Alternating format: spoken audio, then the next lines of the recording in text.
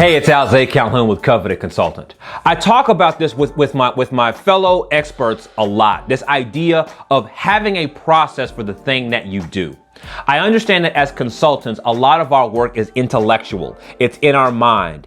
Our value comes from the experiences that we've had, the insight that we've attained, the skills that we've built. And a lot of that is intangible. It's invisible. It's just stuff that lives in your brain. And so a lot of what we do here at Coveted Consultant is trying to give these intangible concepts and ideas very tangible life.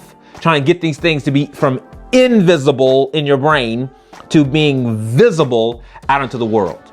And this idea of process is a word and a concept that we buy into a lot because process is a way of making things from being intangible to being tangible, from being invisible to being visible. And so one of the advantages of having a process is now you have something to improve. There's a very obvious set of mechanics to improve upon.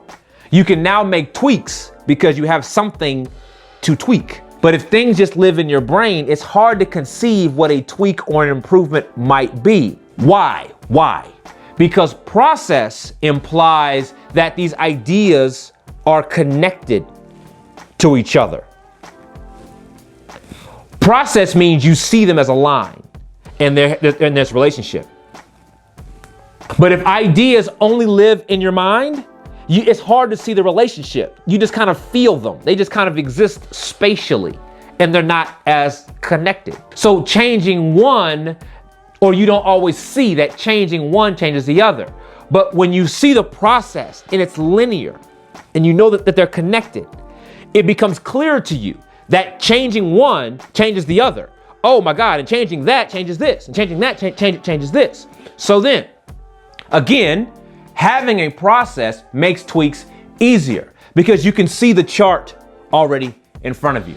If you want a case study of this, if you want an obvious, simple, everyday case study of this, look at how these YouTube videos, the ones you're watching right now, have improved over time. We've made changes to the editing style. We've made changes to the video format. We've made changes to the length of things. We've made changes to how the thumbnails work and what the thumbnails look like and our uploading strategy. We made a variety of changes, but we didn't make those changes conceptually. We made those changes from a process perspective. You can see those iterations through the YouTube channel. So just take a look a month back and then a month before that and a month prior to that. There are these very deliberate changes that are made. And if you look at the content pieces, you can see the individual pieces that have been changed along the way. And then you can see how those pieces were related. You can see how the thumbnails and the titles have relationship. How the titles and the content have relationship. How the content and the call to action in these videos have relationship. How the call to action and the description have relationship.